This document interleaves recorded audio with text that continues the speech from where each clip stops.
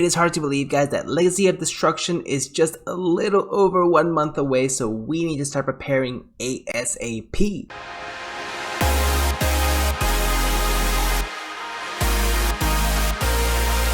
Yo, what is going on, you guys? BashtianYgo here, and today, guys, we're going to be taking a look at the current best deck of the format with the brand new support coming out in Legacy of Destruction. So we have 2 brand new cards coming out for Snake Eyes. Specifically, we have Snake Eye Diabellstar, and we have Diabell's, the original Sinful Spoil, I believe the name is, but have them both up here as well. These 2 cards bring another set of dimension to the overall strategy, and I think it's really worth at least looking into. Now, of course, this is definitely depending that there are no types of hits on this deck before Legacy of Destruction, but if there are, I'll go ahead and make an updated video on that. Now, again, pending no ban list, if we just go ahead and straight into the Legacy of Destruction format, which is going to be on April 24th, 26th, I believe, more or less, it should be coming out, then we are going to be getting this version of this deck. So we're going to be taking a look at a pure Snake Eyes deck profile, guys. We're not doing a Fire Kings. We're going to go ahead and keep it as pure as possible, just so we can go ahead and try out the brand new cards as well to really maximize their potential, and you guys will get to see exactly what that is right now. As always, guys, we do want to go ahead and start off with a quick combo tutorial for you guys, just so you guys can understand how the deck is supposed to work,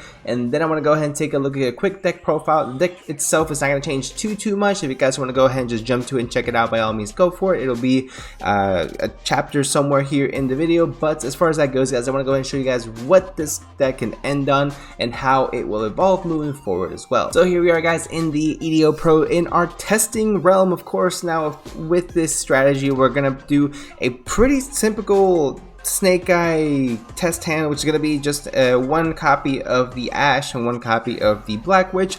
Now, I do want to go ahead and put in Birch in this specific test hand, just because we do need 1 additional monster to go ahead and go full combo. The good thing about this is that you can actually go ahead and make the Hida to steal your opponent's Ash in the event they go ahead and Ash you at some point in this combo. So you can go ahead and go that route as well, but I'm going to go ahead and have Birch in here just in the event that we, of course, don't get Ashed. So we're going to go ahead and go uninterrupted in this format with like 15 hand traps. We're going to go ahead and check it out and see how far we can go ahead and achieve. So we're going to go ahead and play. We're going to start off very normally. We're going to normal summon Ash, search Poplar effect, special summon. Poplar, go ahead and search the field spell, as is pretty typical in the pure variant of the Snake Eye strategy. So nothing too extravagant here, guys. It's pretty standard so far. Now we're going to go ahead and activate the field spell to not get Flamberge, and we're not going to get Oak, which is the main 2 ones. We're actually going to go ahead and get the brand new Snake Eyes Diabellstar, which is a really great card because it is a free special summon. It also has some additional effects to make it kind of nice as well. So if you guys have not read this card, we'll go ahead and read it together. So when an attack is declared involving this card and an opponent's monster, you can place both that opponent's monster and this card face up in each other's spell and trap card zones, treat it as continuous spells. Now, going in the mirror match, this may not be as beneficial, but it is still nice to have this type of effect. So while this card is treated as a continuous spell, you can target 1 fire monster in your graveyard except Diabellstar. That's the cost, of course, semicolon is right there. Place it face up in its owner's spell trap card zone as a continuous spell, and if you do, special summon this card. So you'd actually go ahead and take any of your Snake Eyes cards or any fire monster in your graveyard, put a spell in trap card zone, and special summon this guy up for free. You get a free 2800 beater fire level 8 specifically, which is going to come up. So we're going to go ahead and just ignore that for now. It's right there. We'll get to it when we get to it. So we're going to go ahead and keep playing. Of course, we're going to go ahead and link up the Poplar into Linkuriboh, which again is pretty standard, Poplar effect. And then we're going to activate Ash effect to go ahead and special summon out the Oak. Oak is going to special summon out Ash.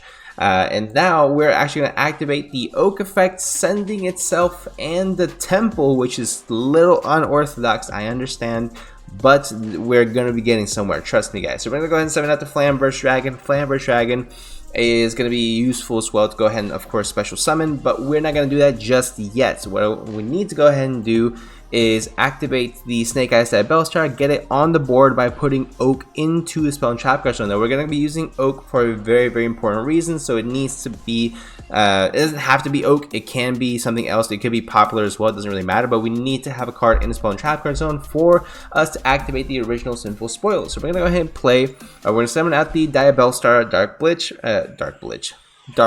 Witch, or Black Witch, whatever it's called, TCG. And we're going to be sending another one of our cards in our hand. It could be Nibiru, it could be whatever, to special summon this guy out. and she's going to be able to search us the original Sinful Spoils. OSS is going to go ahead and tribute off the Oak to get us Jet. Now we have synchro lines here galore, right? Now obviously if you guys go ahead and go up against like Nibiru or anything crazy like that, you're gonna get immediately stopped, right? But the good thing about that, guys, is if you guys get hand trapped early on or whatever it might be, you just go into your typical Snake Eyes lines and navigate that way. This is just showing you what could happen should you be, you know, allowed to roam free, essentially. So we're gonna go ahead, of course, synchro summon here as we should do, right? Synchro summon to formula synchron. We draw Ash because we're really good at this game, and then we go ahead and synchro summon into Baron the Floor. And because we haven't activated Flameburst Dragon yet, we are actually gonna go ahead and activate that right now to special summon both the Jet Synchron and the Ash. So here is when you can make Hida in the event your opponent has an Ash in the graveyard. Take their Ash or any fire monster, right? Special summon it, and then you go clean off from there. But we're actually gonna go and make IP to go into the Promethean Princess. Promethean Princess then gonna go ahead and activate her effect, special summon back the Flameburst Dragon.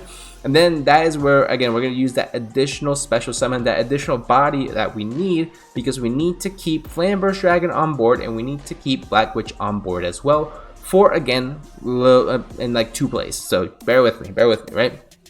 We summon Amblo Whale, which, again, it's not that popular in the pure Snake Eyes version, but for this, just hear me out, it is going to be worth the wait.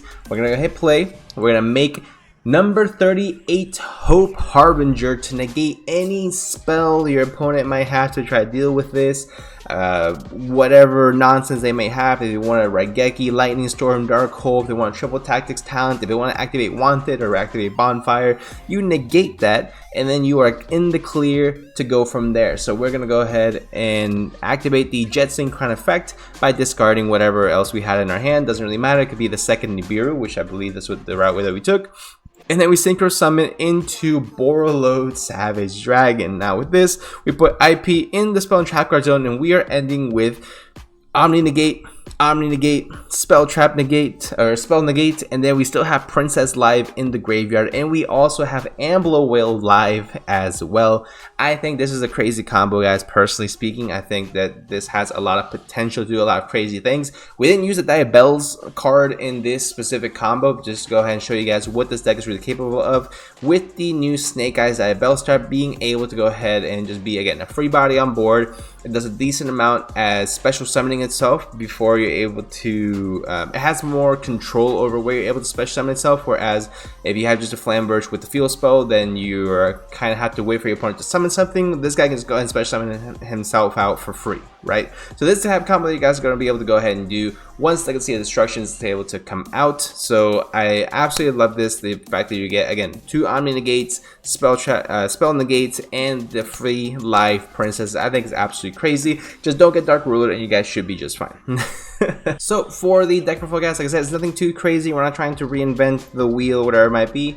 So we played 2 of the Flameburst Dragon, 3 Black Witch, Oak, Ash, Poplar, Birch, Jet Synchron, 1 Diabell's, 1 Snake Eyes Diabell Star, of course, multiple hand traps as we need to. We play 15 hand traps in this deck with a 41 card build. It seems pretty standard. The one card I do want to go ahead and point out, which is kind of wishy-washy on, is Drone Lockbird. I tend to prefer Ghost Mourner over Drone Lockbird in this combo because I don't feel like Drone Lockbird does enough. However, once Drytron actually gets into its new support, then Droll is definitely going back in the main, for me at least. Of course, spell package stays the same: 3 Wanted, 3 Bonfire, 1 Sinful Spoils, 1 Temple, and 1 copy of Snake Eyes Dramatic Curse, because this gets you your Snake Eyes Diabell Star directly from your deck onto Spell and Trap Card Zone. Again, free special summon for you, and I just think it's really, really good, of course. And then you can also go ahead and use the End Phase effect to target another monster card you control that's treated as a continuous spell and special summon it. Obviously, we're already going to have the Diabell Star, but this is also in the effect that we don't have Flameburst Dragon, or if you use Flameburst Dragon in order to special summon out the number 38, we can definitely go ahead and use this card's effect again still to special summon out the IP Masquerena in the Spell and Trap card zone as well, so you do still have that going for you.